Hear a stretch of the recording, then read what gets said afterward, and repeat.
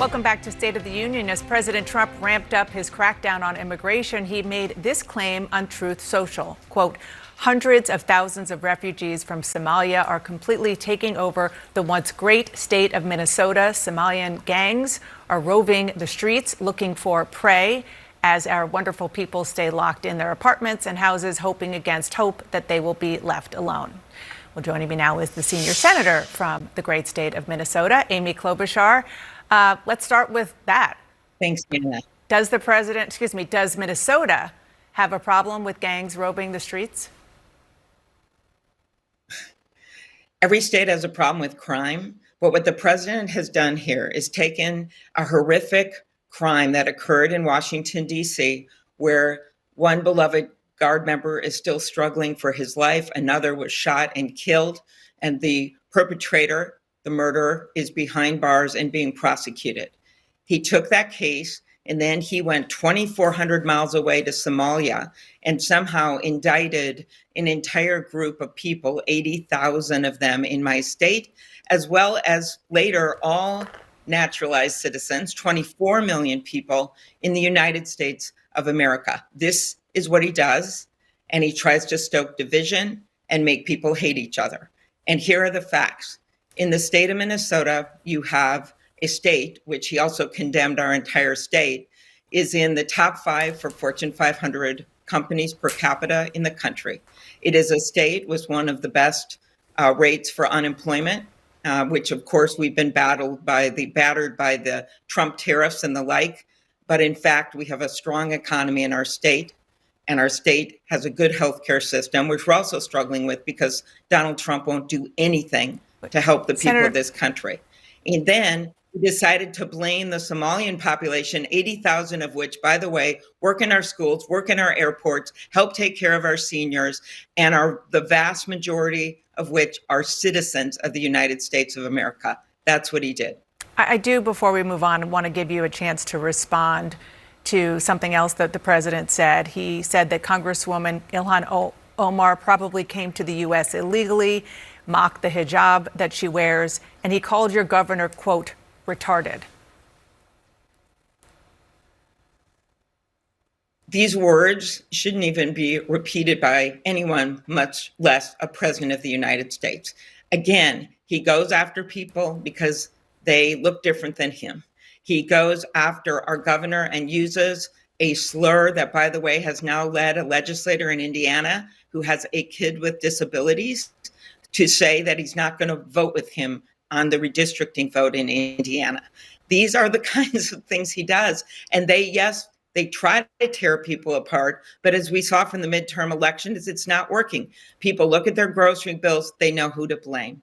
They don't want to see the chaos. They don't want to see the corruption. They mourn for the loss of this National Guard member, but they do not believe you should use it to turn away 24 million people who are already in this country, who are naturalized citizens. I do want to turn to specifically the vetting process for the 190,000 or so Afghans who were resettled in America after the military withdrawal.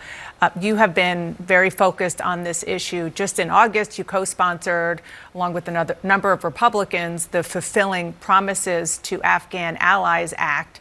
It would offer legal status for Afghans who were wartime allies, also enhancing how they were vetted. So my question is, if you are calling for enhanced vetting, does that mean President Trump has a point that there wasn't enough vetting? Thanks for bringing up that bill, Dana, because I do think it's one of the solutions here. So the Afghans that came here, so many of them, and we know this, helped our troops, were translators for our troops, stood and saved their lives. And there are many of our veterans who feel very strongly about this. The bill is strongly supported by the American Legion, the VFW, many veterans groups.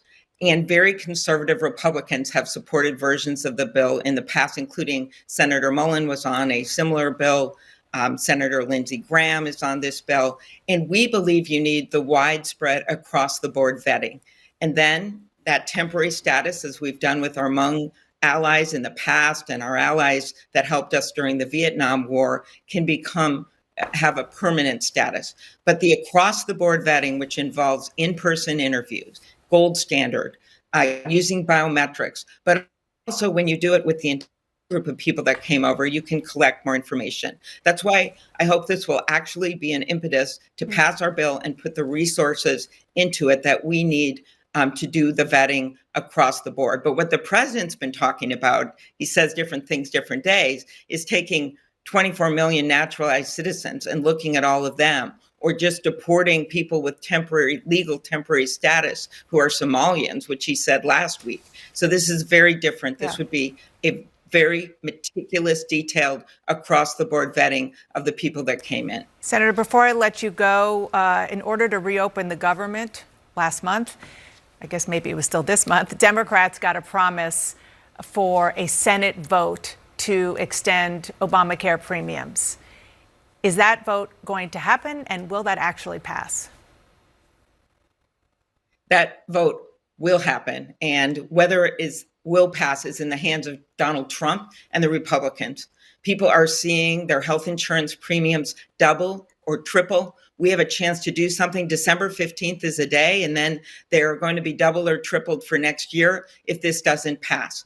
Either we're going to pass this by forcing this vote, or we are going to get this on legislation, or we are going to march into the midterms and beat them despite their resistance. If they don't want to do anything about people's costs and their grocery bills and their health care and pummel them with these punishing Trump tariffs, then we will simply have to beat them in the midterms. We have no other choice. But I am hoping our Republican colleagues, President Trump seemed open to this last week, and now he seems to have put it on hold, will join us in voting to help people to afford their health insurance. All right, Senator Amy Klobuchar of Minnesota, thank you so much for being here. Thanks, Dana. It was great to be on. And up next, why President Trump's weekend truth